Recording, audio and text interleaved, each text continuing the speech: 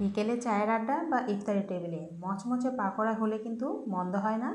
আজকে আপনাদের সাথে শেয়ার করছি বেসন ছাড়া ফুলকপি পাকোড়া খুব সহজে কীভাবে তৈরি করে নেওয়া যায় সেই সহজ সিম্পল রেসিপি।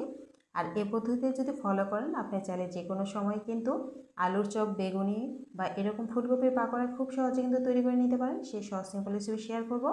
আর এই টিপস ফলো করলে কিন্তু আপনি 12 মাসই বানিয়ে খেতে পারবেন। আর আজকে আপনার সাথে শেয়ার করছি ফুলকপি 12 মাস কীভাবে সংরক্ষণ করা যায় সেই সহজ একটি পদ্ধতি।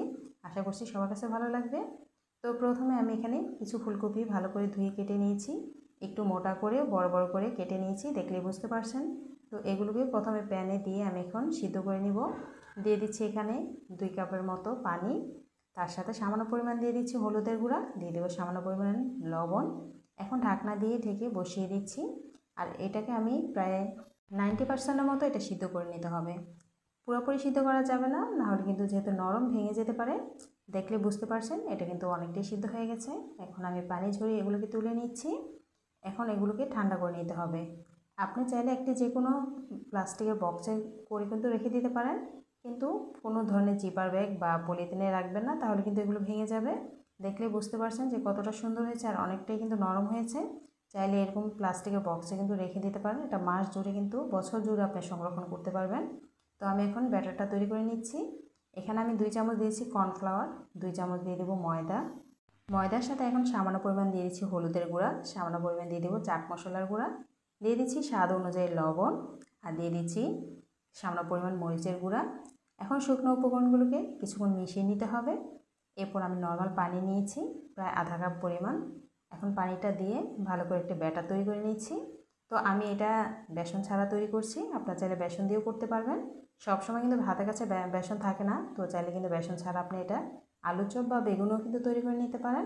তো ব্যাটারটা কিন্তু হয়ে গেছে। এখন এর সাথে কিছু উপকরণ মিক্স করে দিচ্ছি। কিছু ভাজা মরিচের গুঁড়া দিয়ে দিলাম, দিয়ে দেবো কিছু ধনিয়া পাতা কুচি, আধা চামচের পরিমাণ দিয়ে দিচ্ছি আদা রসুন বাটা, দিয়ে আবারও ভালো করে মিক্স করে নিচ্ছি। দেখলে বুঝতে পারছেন ব্যাটারটা কিন্তু এখন আমার রেডি হয়ে গেছে।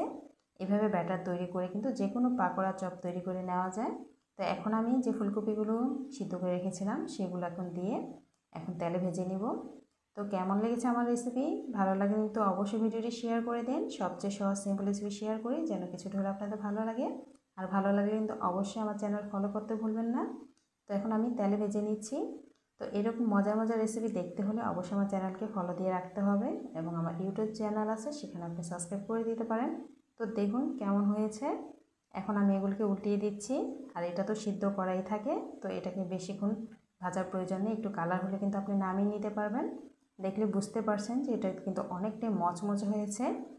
তো এখন আমি এগুলোকে তেল ঝরিয়ে তুলে নিচ্ছি। চাইলে বিকেলের নাস্তা কিন্তু ঝটপট করে এটা বানিয়ে নিতে পারেন। দেখুন মাশাআল্লাহ কতটা সুন্দর হয়েছে বেসন ছাড়াই। চাইলে কিন্তু ইফতারি টেবিলে কিন্তু খুব সহজে আপনি এটা বানিয়ে নিতে পারেন। এখন কিন্তু ফুলকপি প্রচুর কম দামে পাওয়া যাচ্ছে, এখন কিন্তু সংরক্ষণ করে রেখে দিতে পারেন 12 মাসের জন্য। তো কেমন লেগেছে আমার রেসিপি অবশ্যই কমেন্টসে জানিয়ে দিন, আর ভালো লাগলে শেয়ার করে দেবেন। সবাই ভালো থাকবেন। আল্লাহ হাফিজ।